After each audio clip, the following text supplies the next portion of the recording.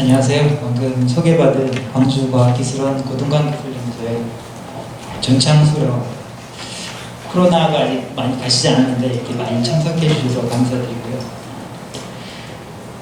아까 선물 얘기를 하셨는데 저도 따로 선물을 몇 개 준비를 했어요. 오늘 제목이 앤트맨 레이저, 슈퍼맨 레이저다 보니까 짝퉁 레고 아이템 중에 앤트맨 그리고 슈퍼맨 이런 것도 있더라고요. 이따가 중간중간에 퀴즈가 있을 거고 또 강연을 잘 들으시면 끝나고서 이제 또 퀴즈를 한두 개 드릴 거예요.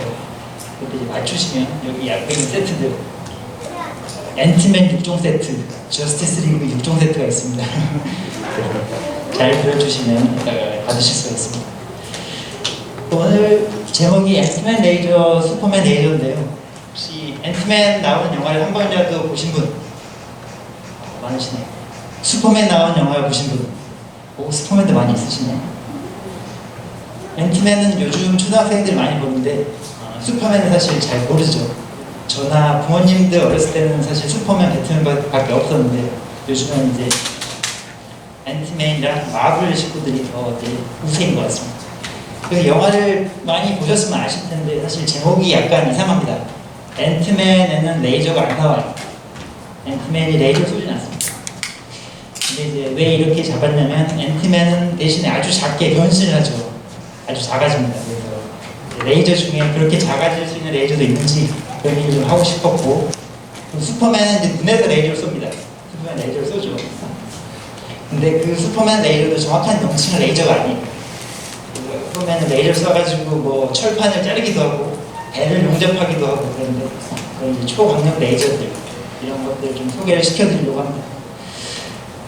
그리고 이제 좀 우리가 흔히 상상할 수 있는 그런 레이저의 응용들 말고 오늘 처음 들어보시는 그런 신기한 응용들이 많으실 거예요. 그래서 이것저것 많이 준비를 하긴 했는데 최대한 빨리 해보도록 하겠습니다. 그래서 이제 레이저는 너무 이제 익숙한 단어가 되는데 바로 이것 때문에 그렇습니다. 이 레이저 포인터, 이거는 지금도 아까 가지고 계신 분들이 많이 있거든요.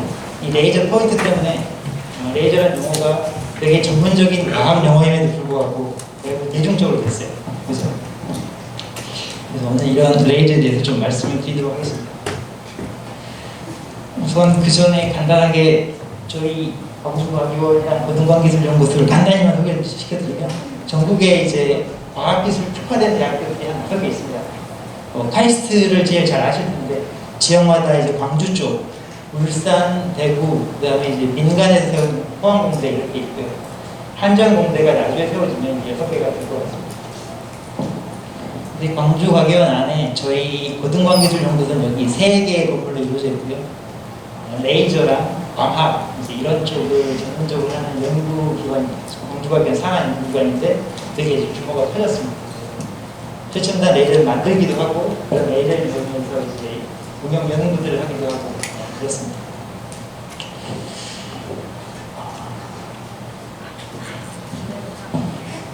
앤트맨 레이저, 슈퍼맨 레이저가 제목인데 사실 앤트맨이랑 슈퍼맨은 별로 사이는 안 좋습니다. 아실지 모르겠는데 앤트맨은 이 마블이라는 회사 소속이고 슈퍼맨은 DC 코믹스라는 회사 소속이에요. 회사가 틀려요. 그래가지고 같이 나오는 영화는 한 번도 못 보셨을 겁니다. 이 앤트맨이 속한 회사에서 만든 영웅들을 다 모아놓은 게 어벤져스죠. 어벤져스는 다들 아시다시피 아이언맨이나 캡틴 아메리카, 토르, 스파이더맨, 그리고 앤트맨 이런 사람들이 다 이제 어벤져스고 마블이라는 회사 식구들이에요. 반면에 이제 저희나 부모님도 어렸을 때 많이 봤던 슈퍼맨은 DC 회사여서 이쪽 영웅들은 이름이 틀립니다. 저스티스 리그라고 해요. 그래서 이쪽에서는 배트맨은 좀 많이 아실 테고 배트맨이랑 슈퍼맨 그리고 이제 원더우먼 이런 사람들이 이 저스티스 리그 DC에 속해 있습니다. 그래서 이 사람들이 같이 나오는 영화들은 거의 보기 힘드실 거예요. 1년 1일. 그래서 이렇게 어벤져스라는 영화가 만들어졌고 저스티스라는 영화가 따로 만들어졌습니다. 근데 이제 이쪽은 아직 과거에는 잘 나갔는데 지금은 잘 안 나가서 영화가 많이 성공을 못해서 저스티스 리그가 2017년에 개봉했다가 올해 감독판이 새로 개봉이 됐습니다.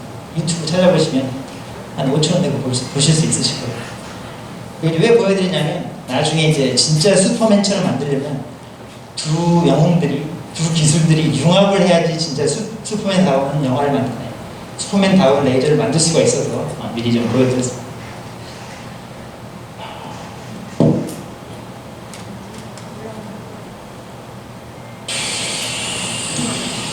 먼저 슈퍼맨 얘기부터 해보려고 하는데요. 혹시 슈퍼맨이 눈에서 쏘는 저 레이저의 정확한 이름이 뭔지 아시는 분? 오. 뭐라고요? 히트 비전? 맞습니다. 슈퍼맨 아니고 슈퍼걸이라고 불러줘요. 일단 앤트맨에서도 하나 문제를 드릴 건데 그때도 잘 맞춰보세요. 맞습니다. 슈퍼맨에서 나오는, 저 눈에서 나오는 거는 히트 비전이라고 불러요. 그대로 해석을 해보자면 눈에서 나오는 열이다 이런 뜻인데, 뭐 이제 빛이 어떤 물체를 만나면 열이 나는 거죠. 그래서 슈퍼맨이 어떤 활약을 하는지 우선 먼저 보겠습니다.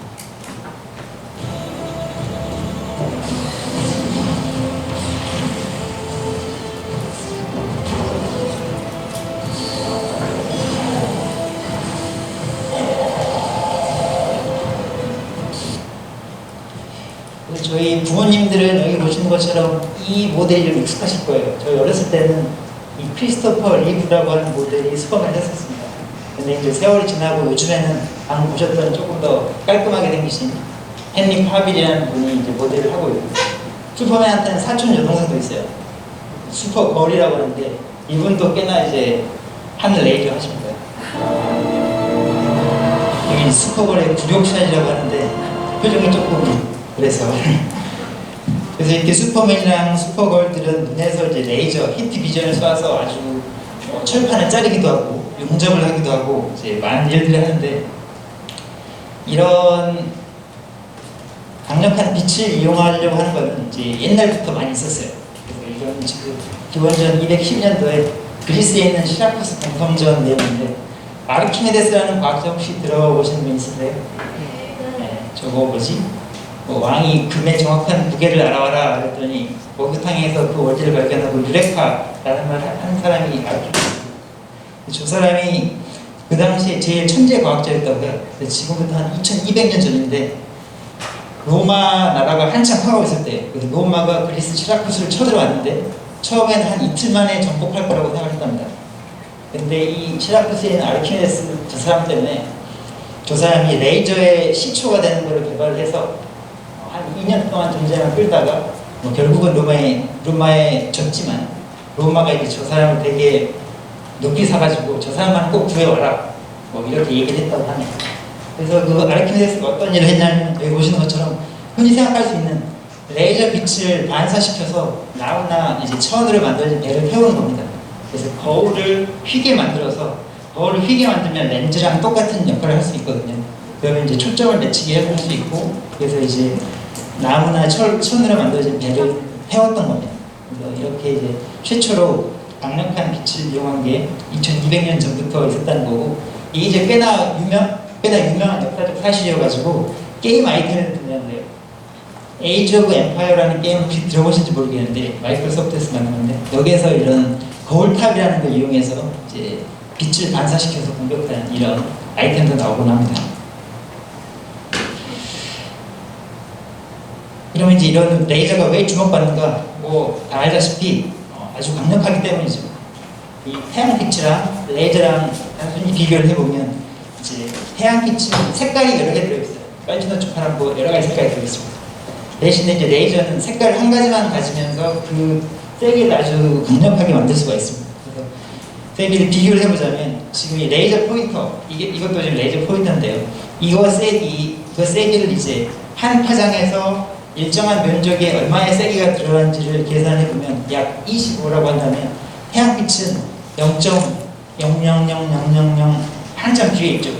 이렇게 태양빛 세기는 작다고 할 수 있고, 그 다음에 이제 과학에서 많이 쓰이는 이제 네오디뮴 글래스 레이저라는 게 있는데, 이거는 이제 이 레이저 포인트 세기랑 비교했을 때 공이 되게 많이 붙어 있습니다. 이렇게 세기가 커요.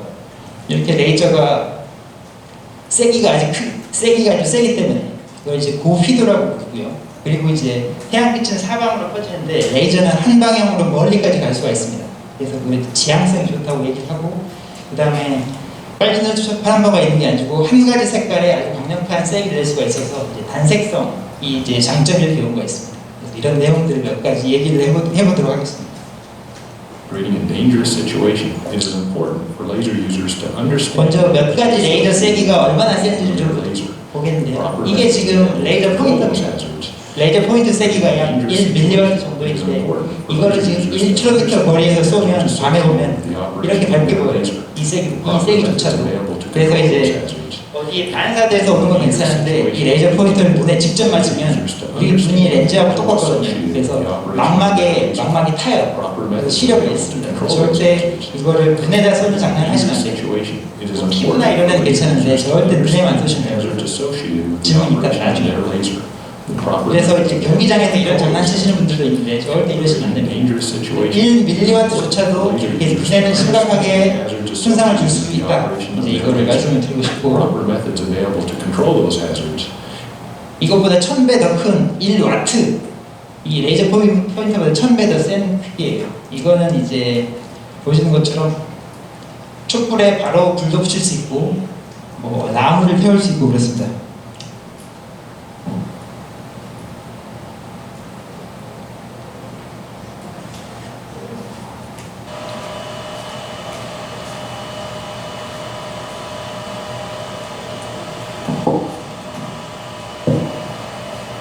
레이저 포인트를 한 1000개 모아서 한번 해보세요. 나온 걸 할 겁니다.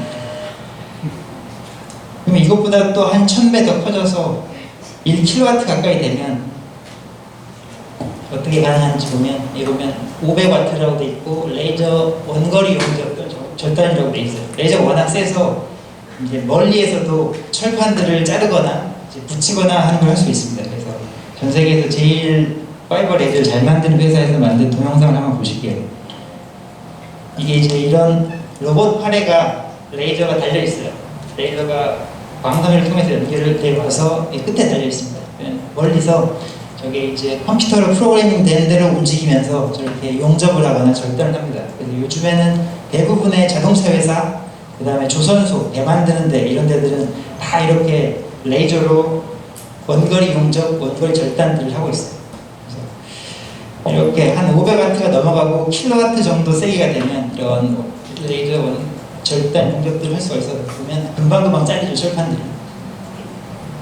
이게 보면 이런 구멍을 방금 이렇게 순식간에 레이저로 이렇게 자르는 겁니다. 이거는 8분의 1 속도로 느리게 보여주는 거고요.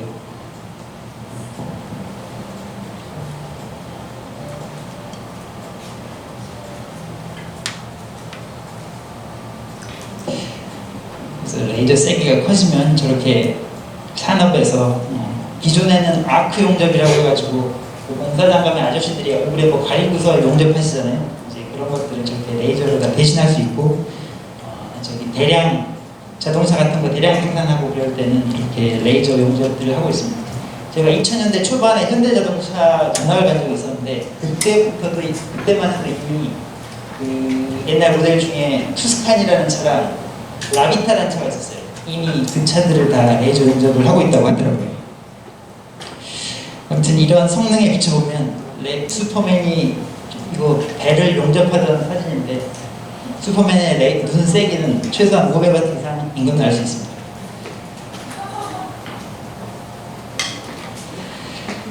그래서 일단은 이제 센 레이저로 할 수 있는 가장 일반적인 얘기를 말씀드렸고, 다음으로 이제 몇 가지 좀 흥미로운 말씀을 드리려고 하는데, 레이저 세게 퍼지면 원거리 충전도 할 수 있어요. 이건 뭐냐면 태양광 충전이랑 원리가 거의 똑같습니다. 태양광 충전은 이제 태양에서 빨간색 파란색 색깔이 나와요. 그러면 그거를 길거리 가다 보면 이런 태양 전지들이 많이 보입니다. 이게 이제 빛을 전기로 바꿔주는 게 태양광 발전입니다. 근데 태양광은 색깔이 너무 여러 가지가 나와요. 근데 태양 전지는 한 가지 색깔에만 효율이 좋습니다. 그러다 보니까 효율이 별로 안 좋아요. 그래서 우리 길거리에는 이것들은 효율이 10%가 안 되는 경우가 많아요. 태양빛이 100이 들어온다 그러면 전기를 만들어지는 게 10도 안 됩니다. 그런데 태양광 대신에 레이저광을 사용하고, 이 레이저광 색깔에 최적화된 그 레이저 전지를 만들 수가 있어요. 그러면 효율이 50%까지 높아집니다. 100의 빛이 들어왔을 때 50을 전기를 만들 수가 있어요. 그래서 이렇게 되면 이제 레이저로 충전할 수가 있고, 레이저가 지향성이 좋아서 멀리까지 갈 수 있기 때문에 레이저 원거리 충전할 수가 있어요. 그러면 이걸로 어떤 일들이 가능하냐? 전기선들을 없앨 수가 있습니다. 이거는 이제 드론을 충전할 수 있다는 건데, 드론 띄워보신 분들 알겠지만 드론이 배터리 몇 분 못 가요. 다시 내려온 다음에 배터리 교체하거나 충전하거나 한 다음에 다시 해줘야 됩니다. 근데 이게 레이저를 원거리에서 쏴주면, 쏴주고 있으면 계속 움직이게 할 수 있고, 아니면 드론에 배터리를 달아두면 그 배터리를 충전해서 또 날아가게 하고 이렇게 할 수가 있습니다. 그래서 이런 이제 원거리 충전으로 이렇게 무인기 같은 거를 더 오래 날게 하거나 이런 게 가능하고, 또 하나는 이제 전기선 대신에 우리 전기가 송전, 변전, 탑들을 통해서 산 꼭대기로 날아오잖아요. 그러면 그거 올 때 손실이 매우 큽니다. 뭐 70% 이렇게 커요. 근데 대신에 레이저를 쏴요. 그래서 중간중간에 레이저를 전기를 바꿔주는 장치만 있고, 그러면 이제 전기선이 없이도 전기선 없이도 이제 빛을 이용하는 그런 게 가능하고, 우리 집에 인터넷 들어오는데 인터넷 랜선 통해서 인터넷이 들어오잖아요. 그게 광선을 통해서 들어오는 거거든요. 그러면 그 광선 옆에 레이저 빛을 지나가게 하는 광선을 하나 더 놓습니다. 그러면 이제 전기선 없이 빛이 오게 해서 전기를 만드는 이렇게 가능하죠. 근데 물론 이제 아직까지 용량이 작아서 상용화 될 수는 없는데, 이제 아주 저용량들이나 뭐 전신주 탑, 통신탑이나 아니면 재난 지역, 낙후 지역에 긴급 전기를 공급해야 될 때, 이럴 때 쓰기에는 되게 좋습니다. 그래서 실제로 그런 거 하는 회사가 있어서 여기 이 그림도 보시면 아까 전기선으로 전기를 보내던 거를 이렇게 무선으로 보낼 수 있다는 걸 이렇게 보여주고 있고,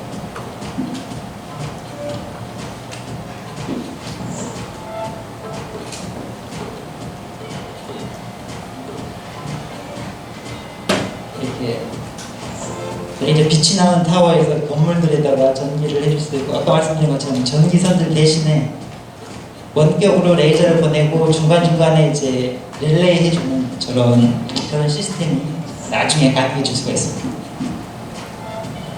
그리고 나중에 하늘을 날아다니는 택시나 아니면 드론들이 많아지면 그것들 충전해주는 거를 이렇게 레이저를 쏴가지고 해줄 수 있는 날이 나중에 올지도 모르겠습니다. 그리고 이게 우주에 나가면 더 좋아요. 우주에 나가면 중간에 공기가 없어서 빛이 진행하는데 방해물이 없습니다. 그렇기 때문에 빛이 그대로 다 전달이 돼요. 그래서 실제로 나사, 미 항공우주 이런 데서는 태양광으로 이제 인공위성에서 에너지를 만들고 그걸 지상으로 빛의 형태로 보내거나 마이크로파 형태로 보내거나 하는 일들이 지금 많이 진행이 되고 있어요. 그래서 이따가 몇 가지 저것도 말씀드리겠습니다.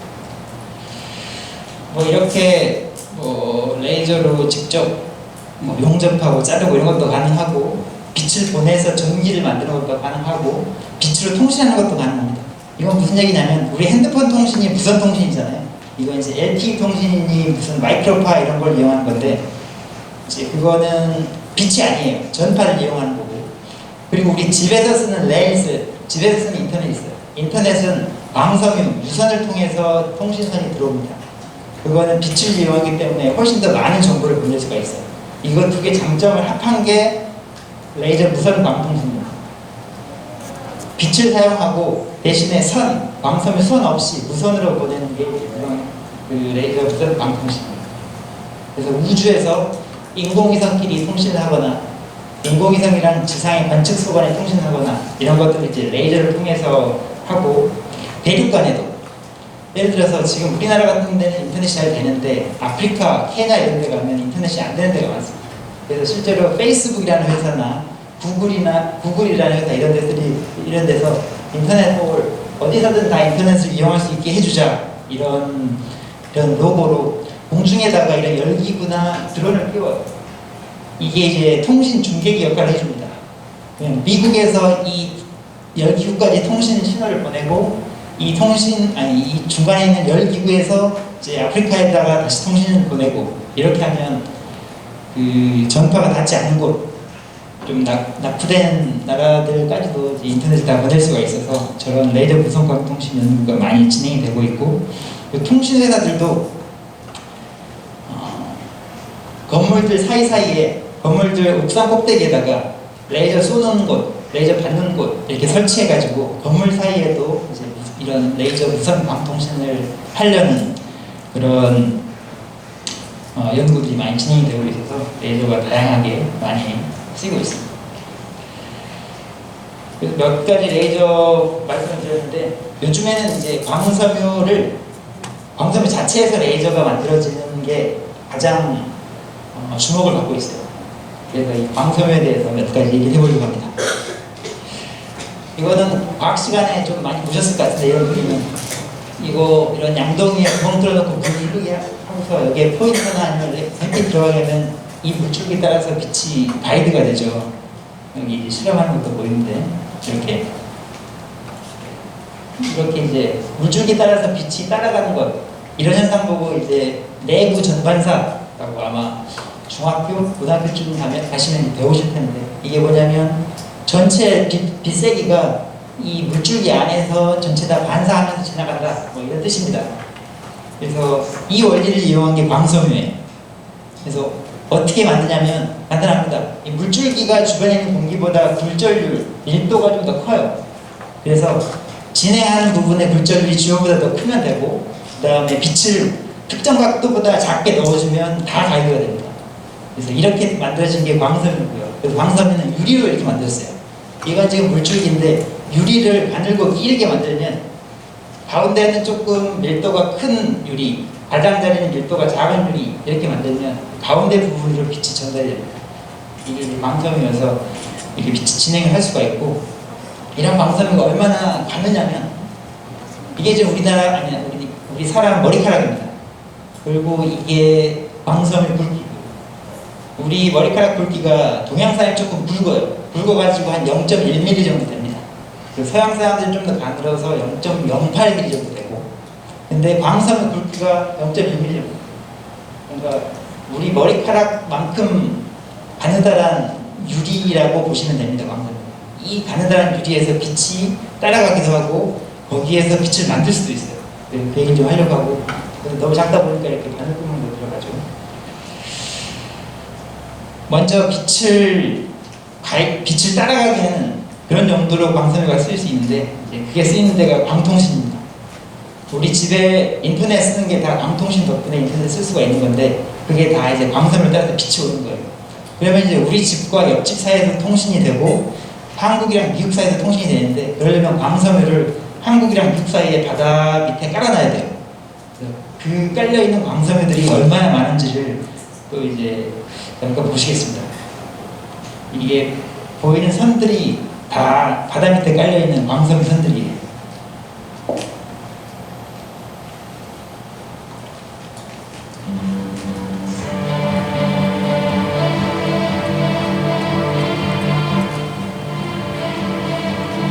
우리나라는 언제 나온지 한번 살펴보십시오.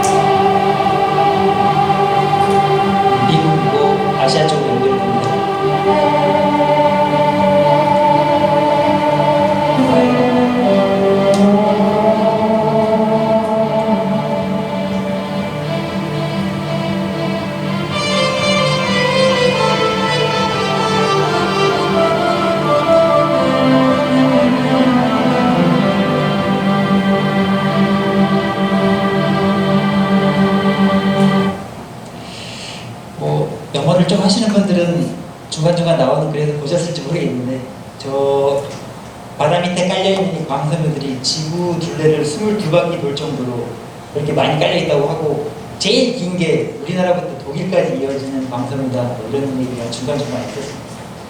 그런 게 이제 바다 밑에 깔려있다 보니까 이렇게 상어가 불기도 한대요.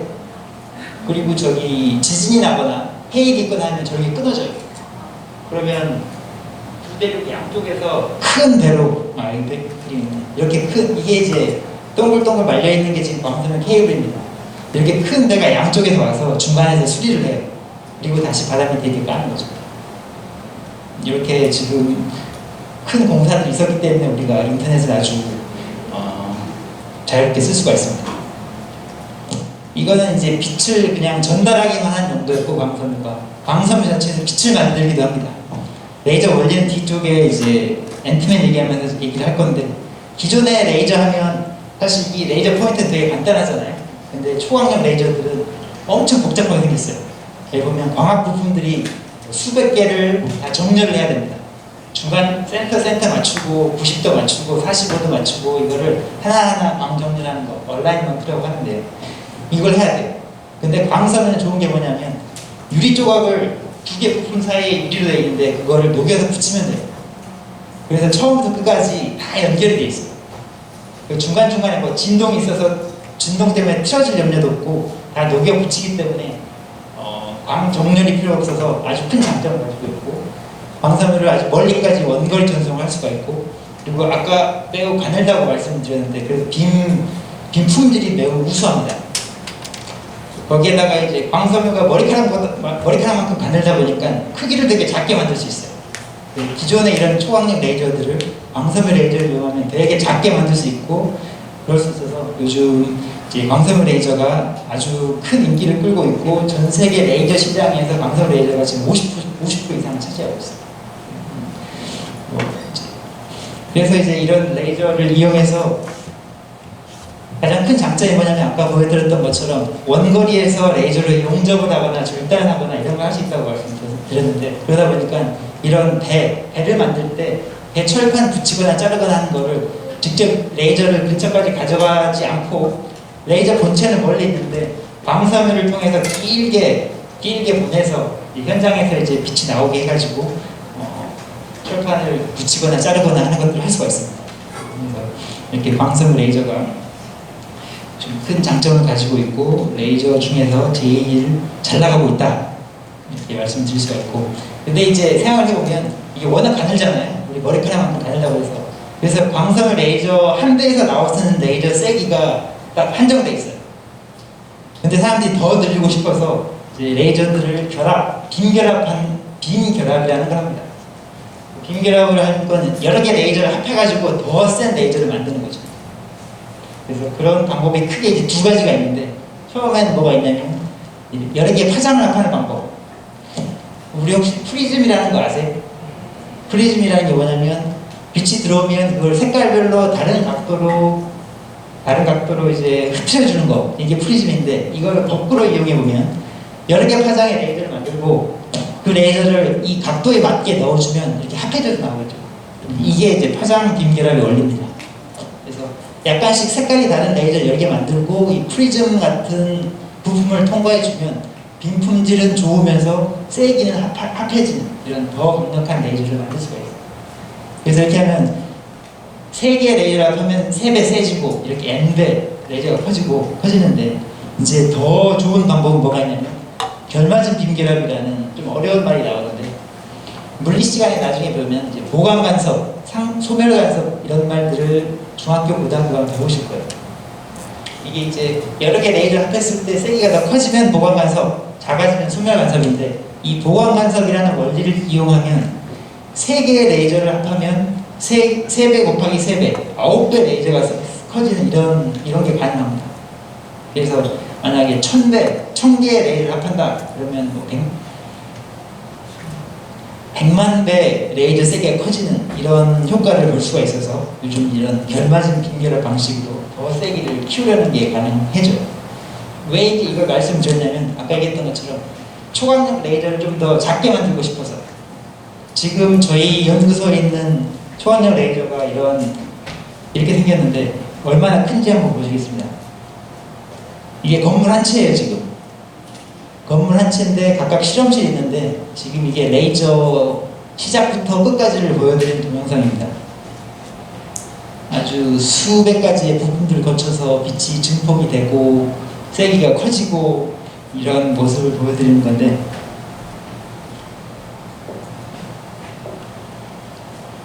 그래서 이런 것들은 혼자서 절대 할 수가 없고 수십 명 팀원들이 같이 이제 일을 하게 되죠.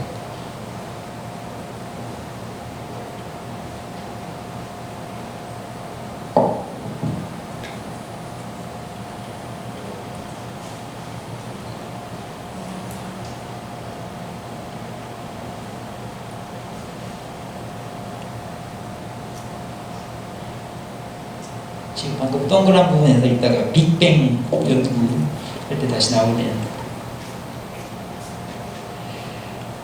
그래서 이렇게 공장 규모로 큰 레이저 시스템이 지금 현재 시스템인데, 이거를 광섬유를 이용하고 광섬유를 결맞은 빙결 방식으로 하면 이렇게 테이블 하나 정도 크기로 만들 수가 있어서 소형 입자가속기나 아니면 그 원자력 병원 같은 데서 쓰는 중성자, 양성자 치료기, 좀 이따 나올 우주에서 먼지 제거하는 이런 여러 가지 용도로 쓸 수가 있습니다. 그래서 그러한 응용 사례들 몇 가지 말씀드릴게요. 여기에서 이제 우주에서 먼지 제거하고 이런 내용들이 나오는데, 레이저 피레침. 우리 피레침이 뭔지 아시나요? 그 하늘에서 번개 치면 사람이 죽으니까 그 번개가 땅으로 가도록 유도해주는 쇳덩어리입니다. 쇳덩어리. 이 피레침을 레이저로 만들 수가 있어요. 이건 실제로 올해 스위스에서 지금 진행하고 있는 건데, 이 동영상 간단히 보실게요. Lightning is fascinating, but it can also be very destructive. Between 6,000 as many as 24,000 people are killed by lightning every year. Lightning can also 번개로 실제 죽는 사람도 꽤 많이 있다고 그러고, 그 다음에 중요 시설에서 번개 맞아가지고 정전이 되거나 하면 위험하죠. 그래서 이제 그런 피레침 시설이 잘 돼 있어야 되는데, and damages to electronics and 이 레이저를 이용하면 훨씬 더 높은 곳에서부터 번개를 내가 원하는 곳으로 유도할 수가 있어서 지금 이런 일들을 합니다. Current lightning protection systems are still based on the concept of the lightning rod, invented by Benjamin Franklin almost 300 years 대부분 다 ago. 이런 피레침이 지금 설치가 돼 있는데, The European-funded project Laser Lightning Rod is using a laser-based technique. 이렇게 레이저를 쏘고 중간에다가 피레침을 연결해놔요. 그러면 번개가 이 레이저 따라오다가 피레침 쪽으로 이렇게 가게 하는 A 겁니다. unique laser with unprecedented power will be used to generate a long ionized channel toward the clouds. This channel will act as a preferential path for the lightning and deviate it from potential victims. This laser-based technology will be easily deployable. 이게 이제 기존 피레침인데 레이저로 유도를 해주는 거예요. 번개가 따라오다가 이 피레침을 간다고. 그래서 이런 공항도 보호하고 이런 로켓 센터도 보호하고 Other examples 뭐 are 이런 storage or 원자력 발전소 이런 데 번개 맞으면 큰일 나니까 이런 데 이제 보호하기 위한 용도로 쓸 수 있다. 뭐 이런 이야기고요. 실제로 지금 이게 스위스 알프스 산에다가 올해 이런 레이저를 설치하고 있다고 합니다. 그래서 올해 진행되고 있는 기사 나온 사진에서 따온 거고, 이런 레이저 피레침이 가능하고, 이게 또 어떻게 가능하냐면 레이저를 공기 중에 쏘면 아주 강력한 레이저 같은 경우에 공기를 플라즈마 상태로 만들어요. 이온화시켜서 플라즈마 상태로 만듭니다. 그러면 그 번개가 바로 그 플라즈마 상태거든요. 그래서 이 번개하고 똑같은 성질의 번개하고 똑같은 성질이기 때문에 그 레이저를 따라서 이제 번개가 오게 됩니다. 그래서 이렇게 할 수 있고, 그 다음에 레이저로 번개를 만들려는 사람도 있어요. 이 사람도 이상하게 특이하게 스위스 제네바 대학 교수님이신데,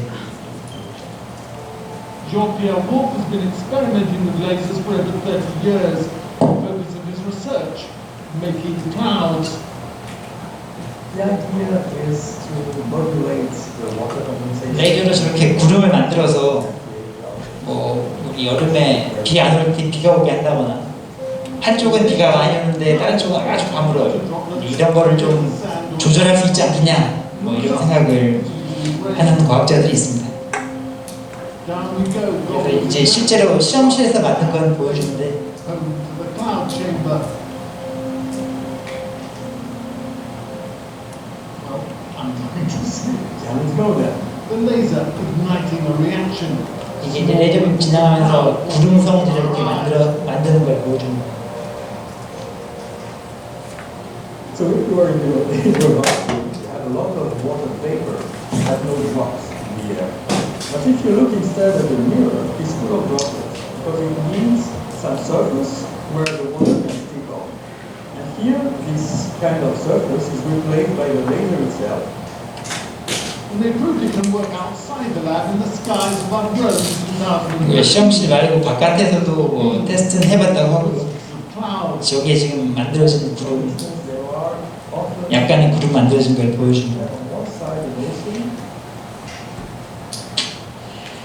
그리고 이게 아까 저희 연구소에 있는 초학력 레이저 시설 잠깐 보여드렸는데 이 동그란 챔버 안에서 하고서 이제 무언가 반응하는 그림이 보이시죠?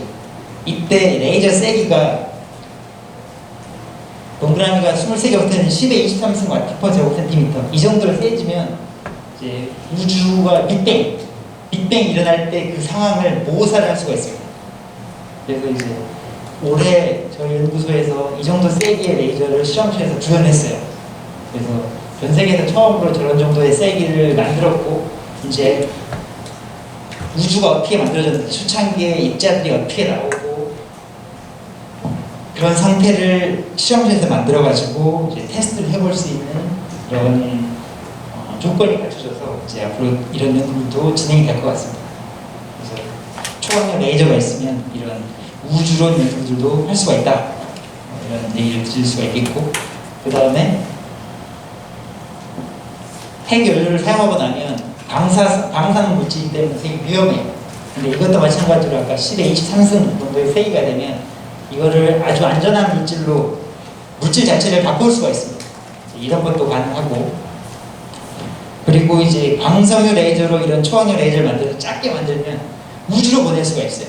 인공위성이 실어가지고 이게 지금 광섬유 레이저를 처음에 작게 시작해서 여러 개 늘린 다음에 그걸 한 곳에 쏘면 이제 큰 레이저가 되는데 이 전체를 광섬유 레이저로 만들면 인공위성에 실을 수가 있습니다. 보시는 것처럼 인공위성은 몸체인데 이 안에 이렇게 레이저를 실 수가 있고 이거는 이제 태양 전지판들이고요. 레이저가 나와서 이 우주 먼지들을 태우는 게 아니고 태울 정도의 에너지는 안 되고 우주 먼지를 밀어줘요. 지구 대기권을 밀어주면 얘가 떨어지면서 스스로 불탑니다. 우리 운석 같은 거 보면 운석이 우주에서 우리 지구로 날아오다가 대기권 안에서 다 타서 없어지잖아요. 그거랑 똑같이 저 빛으로 이 우주 쓰레기들을 지구 쪽으로 밀어줍니다. 그러면 저것들이 이제 대기권에 떨어지면서 이제 타서 없어질 수가 있는 거죠. 그래서 저런 레이저를 인공위성 안에 우주에다가 설치할 수도 있고 아니면 지상에 설치해서 이제 이런 쓰레기들을 맞춰가지고 이렇게 궤도를 바꿔서 지구로 떨어지기도 할 수도 있습니다. 근데 나사에서는 이런 연구도 되게 많이 하고 있어요. 방금 말씀드린 것처럼 인공위성에 레이저를 실어서 조그만 것들을 처리를 하고 큰 우주 쓰레기들 제가 그 그림 안 가져왔는데 지금 지구 주변에 우주 쓰레기가 매우 많습니다. 큰 거 작은 거.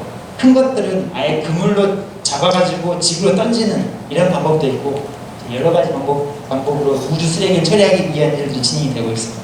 그 우리 얼마 전에 나온 영화 승리호 송중기 나온 승리호라는 영화 보셨죠? 그게 사실이에요. 거기에 보면 우주 쓰레기 처리하는 일을 하잖아요. 그런 일들이 거기에 이제 주로 큰 쓰레기 처리하는 일들을 하고 있는데 작은 것들이 훨씬 더 많기 때문에 그것들은 레이저로 쏴가지고 이제 빨리빨리 없애는 그런 일들이 가능합니다. 근데 아직까지 이 방법은 뭐 시연은 안 되고 있고 그리고 이제 레이저 세기가 더 세지면 방금 우주 쓰레기를 밀어줄 수가 있다고 했는데 그러면 레이저 세기가 더 세지면 우주선을 밀어줄 수도 있습니다. 그래서 레이저로 추진하는 우주선이 가능한데 그러기 위해서는 이제 우주선이 매우 가벼워야 됩니다. 그래서 보면 태양빛으로 밀어줄 수도 있고 레이저 빔을 쏴서 밀어줄 수도 있고 이렇게 큰 우주선도 밀어줄 수 있다 미래에는 뭐 그런 건데 이제 이런 연구들이 나사 쪽이나 이런 데서 많이 이루어지고 있어요. 그래서 실제로 그 레이저 추진 우주선을 이제 빛으로 우주 비행을 한다고 해서 라이트 세일이라고 하는데 어떻게 생겼는지 한번 보시겠습니다.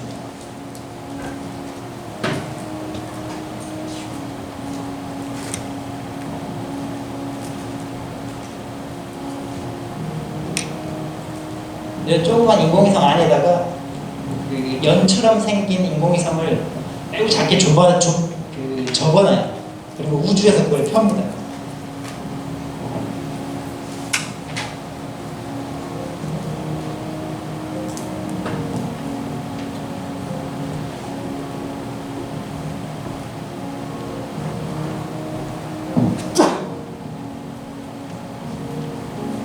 이건 다 태양전지들이고 가운데 부분에 이제 연처럼 생긴 이 부분이 연처럼 생긴 게 접혀 있고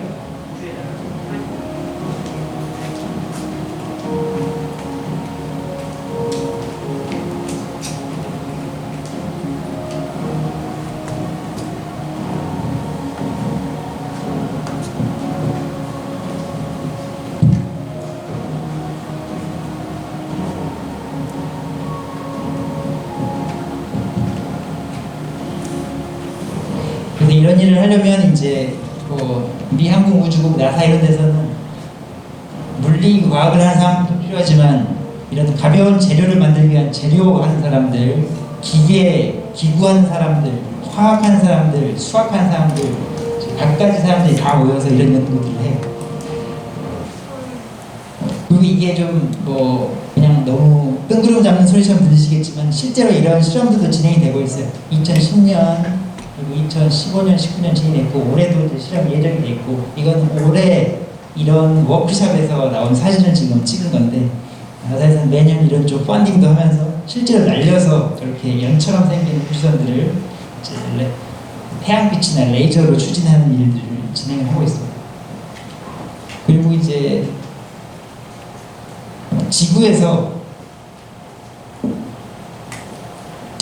저거를 이제 알파 센타우리라는 별까지 보내려고 지상에서 레이저를 수천 대를 써가지고 우주선을 빌려는 저런 프로젝트도 이제 진행이 되고 있다고 합니다. 언제 될지 모르겠는데.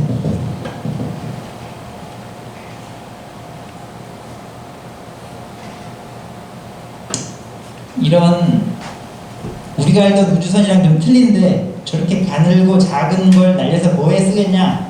이제 이런 질문이 들 수 있는데요. 우주에서 센서를 쓰려고 보냅니다. 센서.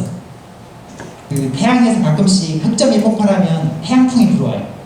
태양풍 세기가 얼마나 되는지, 어디에서 많이 오는지 이런 것들을 저렇게 가늘고 조그만 센서가 달려있는 그런 것들을 날려가지고 여러 개를 보내서 센서처럼 쓰려고 보내고 또는 이제 지구 신호를 먼 아무 우주로나 이렇게 보내가지고 싸게 많이 보내서 우리 신호를 우주인들한테 보내려고 이제 그럴 때도 쓰고 이제 그래서 이런 일들이 많이 진행이 되고 있어요.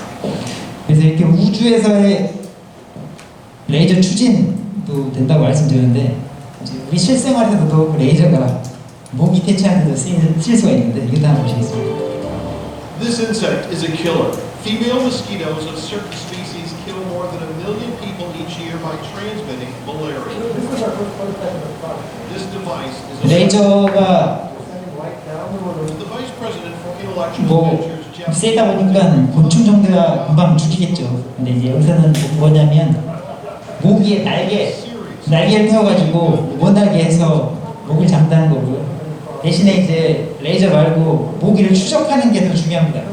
그래서 모기를 추적하는 그 장치가 달려있고 저게 이제 실제로 미국 어느 회사에서 만들었다는 거고 이게 지금 추적하는 장치입니다.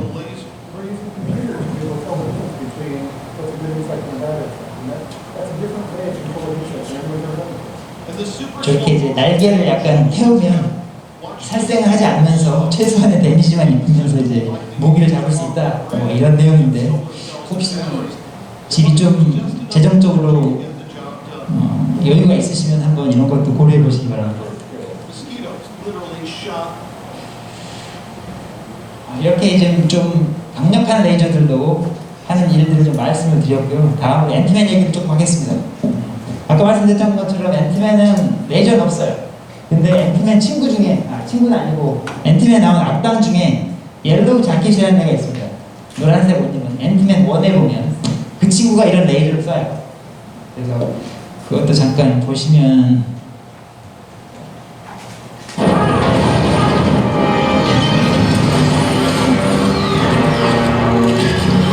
이 친구가 옐로우 자켓이라는 악당이에요.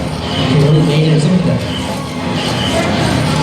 그리고 앤트맨도 작아질 수 있고 옐로우 자켓이라는 악당도 작아질 수가 있어서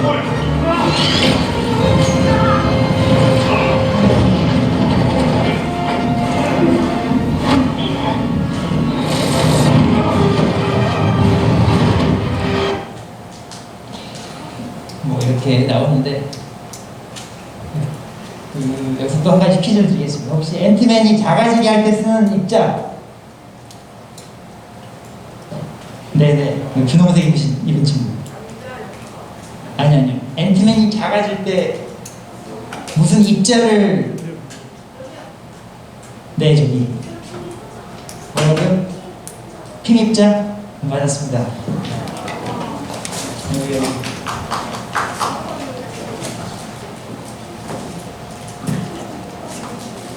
앤트맨 레고 블록이었어요.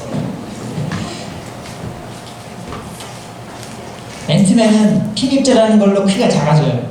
저거는 뭐냐면 우리 몸이 원자라는 걸로 이루어져 있는데 원자 사이의 간격을 줄여주는 입자랍니다. 그걸 간격을 좁혀주면 크기가 작아지고 그걸 늘려주면 크기가 커지고 이렇게 되는데 그래서 실제 작아졌을 때 앤트맨 크기가 이 정도 된대요. 클립보다 작은 12mm, 한 1cm 정도 되는데 그러면 저런 앤트맨 크기의 레이저를 장착하려면 그 레이저가 이것보다 한 100분의 1 정도는 작아야 될 거라서 밀리미터의 100분의 1, 마이크로미터, 나노미터 단위를 아는지 모르겠지만 이 정도 레이저가 작아져야 될 겁니다. 그래서 이제 여기서 레이저 원리를 조금 봐야 되는데 보신 것처럼 아까 레이저, 우리 몸이나 세상의 모든 물질은 원자로 되어 있는데 원자는 가운데 핵이라는 게 있고 주변에 전자라는 게 돌고 있어요. 그러면 이 전자가 흥분했다가 다시 가라앉으면 빛을 방출해요. 그걸 이제 자발 방출이라고 합니다. 저게 이제 전자가 흥분하려면 주변에서 무언가 에너지를 가해주면 전자가 위에 올라갔다가 이게 다시 바닥으로 떨어지면서 빛을 방출해요. 그리고 이게 옆에 있는 원자를 같이 들뜨게 하면 이 옆에 있는 원자가 자극돼서 빛을 하나 더 내보냅니다. 이게 이제 레이저가 증폭되는 원리고요. 그래서 이제 이거를 자극 방출이라고 하는데 이걸 좀 더 쉽게 알기 위해서 이걸 하나 보시겠습니다. 제가 한번 이거 찍어볼게요. 그러면은 일단 비교를 하기 위해서 이쪽으로 이제 그 자극 방출을 좀 더 쉬운 말로 하자면 공진 혹은 공명 현상이라고 할 수 있는데 소리국세는 많이 보셨을 거예요. 소리국세를 떨어뜨려 놨을 때 한쪽 소리국세를 땡 하고 때리면 옆에 있는 소리국세가 똑같이 울리죠. 두 번째 소리국세는 아무런 에너지도 가하지 않았는데 똑같은 소리국세이기 때문에 공진 혹은 공명 현상에 의해서 저렇게 소리가 날 수가 있습니다. 근데 이거는 이거 치고 이거 맞춰. 알겠습니다.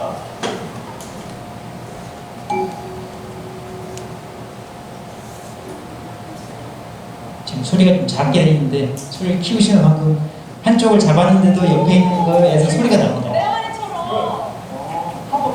이게 이제 공진 현상이고요. 이게 방금 앞에 말씀드렸던 자극 방출하고 똑같은 원리입니다.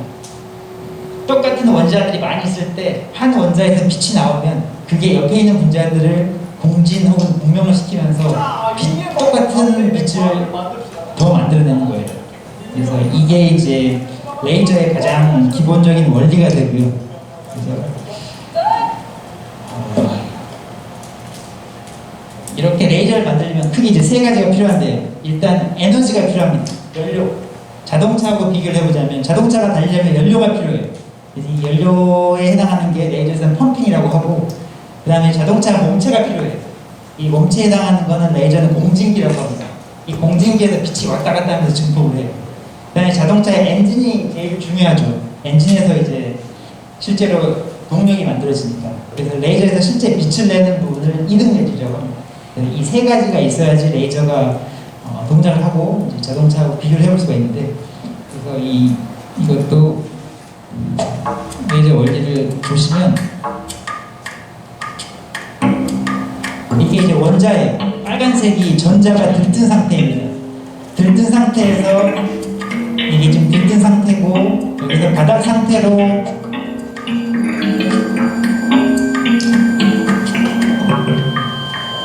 빛이 지나가는데 들뜬 상태를 만나면 하나를 더 방출하면서 얘는 바닥 상태로 떨어지는 거죠. 이런 이제 원자가 여러 개 있으면 이제 빛이 계속 증폭이 되는 거고.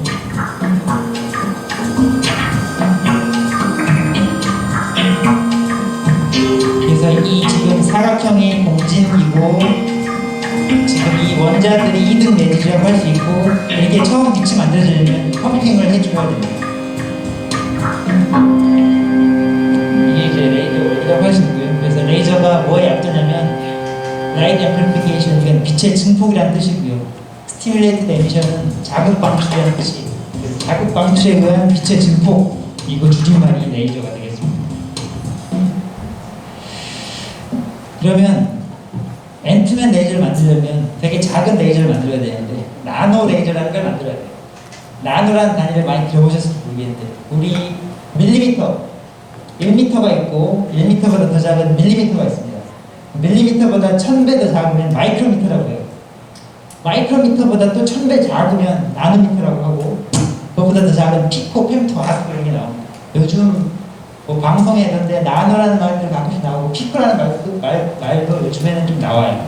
그리고 이제 큰 걸로는 킬로, 메가, 기가, 테라, 페타 이렇게 있는데, 이 나노미터 정도로 작은 레이저를 만들어야 앤트맨에 쓸 수 있는 그런 레이저가 만들어질 텐데, 그런 레이저들 실제 만들 수는 있습니다. 여기 보시는 것처럼 이제 반도체라는 걸 이등 렌즈를 사용해가지고 측면 방출 레이저, 표면 방출 레이저, 마이크로 디스크 레이저, 광결정 레이저, 나노선 레이저, 플라즈몬 레이저, 이제 너무 이제 전문적인 용어들이라 어려우실 텐데, 저것들 만들면 레이저 크기가 마이크로미터 크기만 해요. 이것들을 이용하면 앤트맨 레이저가 불가능하지 않습니다. 그러면 실제에서는 왜 저런 나노 레이저를 만드냐? 초소형 컴퓨터를 만들려고 저런 나노 레이저를 만듭니다. 우리 컴퓨터 안에 보면 이런 회로들 많이 있잖아요. 컴퓨터 안에 보면 저거 이제 IC 직접 회로라고 부르는데, 저거는 다 전기로 이어져 있어요. 전기. 연결도 전선으로 돼 있고 전기가 흐르면서 이제 컴퓨터가 작동을 하는 건데, 이걸 다 광으로 만드는 게 광직적으로 안에 레이저도 넣고 빛이 지나가는 광선 길도 만들고 뭐 이제 모듈레이터도 만들고 해서 이런 기존의 컴퓨터 직접 회로를 광 직접 회로를 만들려고 그런 나노 레이저들을 만들어요. 그래서 미래는 이렇게 만들면 여기 보면 크기가 2마이크로미터라고 되어 있어요. 이거 크기가 다 해서 그래서 뭐 100마이크로미터도 안 되게도 만들 수가 있습니다. 그러면 우리 손바닥보다 작은 어떤 레이저, 아니 손바닥보다 작은 그런 컴퓨터를 만들 수가 있는 거죠. 이런 광 직접 회로라는 걸 만들려고 이제 나노 레이저 쪽으로 사람들이 연구를 많이 하고 있습니다. 더 작은 레이저는 없느냐? 나노 레이저보다 더 작은 레이저도 있습니다. 원자 하나 가지고도 레이저를 만들 수가 있고요. 그 다음에 아예 공진기라는 게 없이 무작위 레이저, 여기저기 부딪히면서 레이저가 만들어지기도 만들 수가 있어요. 뭐 자세한 내용은 생략하고 저런 것도 가능하다. 저런 원자 레이저, 무작위 레이저가 가능하면, 앤트맨 보시면 그 엔드게임, 제일 마지막에 타노스 나오고 엔드게임 보시면 뭐 양자 세계로 들어갔다가 뭐 시간 여행하고 이런 얘기도 나오죠. 양자 세계까지 들어가려면 이런 원자 레이저 레벨까지 가야 가능할 겁니다. 마지막으로 이제 슈퍼맨 쪽으로 돌아오기 위해서, 슈퍼맨 눈에서 레이저를 쏘잖아요. 눈에서 레이저를 쏘려면 이제 바이오 레이저 얘기를 조금 해야 되는데, 실제 사람 인체에서 눈이 나와서 할 수 있느냐, 이런 거를 연구하는 사람들이 있어요. 여기 슈퍼걸프에서 나오듯이 이렇게 눈에서 나온 레이저를 만든 사람이 있는데 바이오 레이저라는 용어가 우리 한국인이 만들었습니다. 저희 시험지 선배 중에 하버드 의대 교수님이 되신 분이 있으신데 그분이 이제 2011년도에 이런 큰 상도 받았어요. 이건 하버드 의대에서 지난 200년 동안 큰 업적을 남긴 것들만 기록을 한 건데 2011년도 걸로 이 바이오 레이저라는 게 선정이 됐어요. 이거는 이제 기존 레이저 물질이 아니라 살아있는 물질이나 인체에 있는 물질로도 레이저를 만들 수 있다. 이런 일을 한 거예요. 그래서 그게 이제 세계에서 제일 좋은 저널, 제일 좋은 저널의 표지에도 실렸었는데 저거를 이제 한국인이 하셨었습니다. 저분이랑 같이 일하던 분이 영국에 가서 그분이 이제 영국 사람인데 이런 눈에 붙이는 레이저를 실제로 만들었어요. 여기 보시면 콘택트 렌즈처럼 생겼습니다. 콘택트 렌즈처럼 생겨가지고 실제로 돼지 눈에다가 우리 그 콘택트 렌즈 끼듯이 해서 빛이 나온 거 실험을 해봤어요. 이게 지금 레이저를 만들어서 여기는 손톱에다 붙인 거고 이거는 돼지 눈에다 붙인 거. 각막을 이식하듯이. 그래서 이 눈에서 빛이 나오는 게 지금 실험한 거. 그래서 실제로 눈에 붙이는 레이저를 저렇게 만들었고 손톱에 붙여서 빛을 쏘면 손톱에서 이렇게 빛이 나오고 그냥 만들 수도 있고. 이제 이런 바이오 레이저는 나중에 의학 분야에서 이제 쓰일 수 있을 걸로 생각을 하고 있고 이게 이제 나중에 진짜 많이 쓰이는 분야가 찾아지면 아마 이게 노벨상도 받을 수 있을 겁니다. 나중에는. 이런 바이오 레이저 물질은 두께가 엄청 얇아요. 200나노미터밖에 안 돼요. 그래서 이런 걸 이제 위조지표 감별하는 데 쓸 수 있을 거라고 나중에 사람들이 보고 있습니다. 그러니까 위조지표에다가 이런 바이오 레이저를 붙여놔요. 그러면 감별사들이 특정한 빛을 쏠 때 거기서 빛이 나와요. 진짜 지표는. 근데 위조지표는 그런 걸 못하죠. 이런 식으로 위조지표를 감별할 때도 쓸 수 있다.